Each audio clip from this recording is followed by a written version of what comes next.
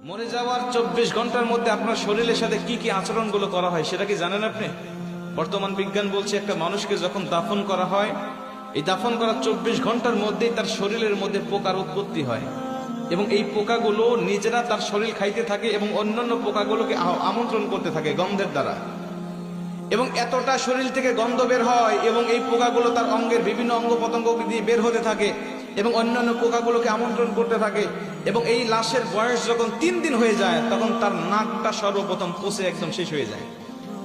সব ঠিক আছে, আপনার হাত পা শরীর সব ঠিক আছে, কিন্তু সর্বপ্রথম আপনার নাক পচে যাবে এবং এখান থেকেই পচনটা শুরু হবে। এখান থেকেই পোকা পুরা শরীরের বাহিরে চলে আসবে, পুরা শরীরের বাহিরের অংশগুলো খাইতে থাকবে। আপনার লাশের বয়স যখন 6 দিন হয়ে যাবে তখন আপনার হাতের এবং পায়ের নখগুলো খসে খসে পড়তে থাকবে। আপনি শুয়ে আছেন কবরের মধ্যে, কিন্তু আপনার হাতের নখও নাই, পায়ের নখও নাই, খসে পড়ে গেছে। 9 দিন যখন বয়স হয়ে যাবে তখন আপনার শরীরে মাথার হাতে পায়ের অঙ্গ প্রত্যঙ্গের যত চুল আছে, লোম আছে, সব চুলগুলো খসে খসে পড়তে থাকবে। কবরে শুয়ে আছেন আপনি, আপনার হাড় শুয়ে আছে, আপনার শরীর শুয়ে আছে, কিন্তু চুল আপনার শরীরে নেই, সব খসে খসে মাটিতে পড়তে থাকবে। বিজ্ঞান বলছে যখন এই লাশটার বয়স 17 দিন হয়ে যায়, এই 17 দিন পর্যন্ত লাশটা শুধু ফুলতে থাকে।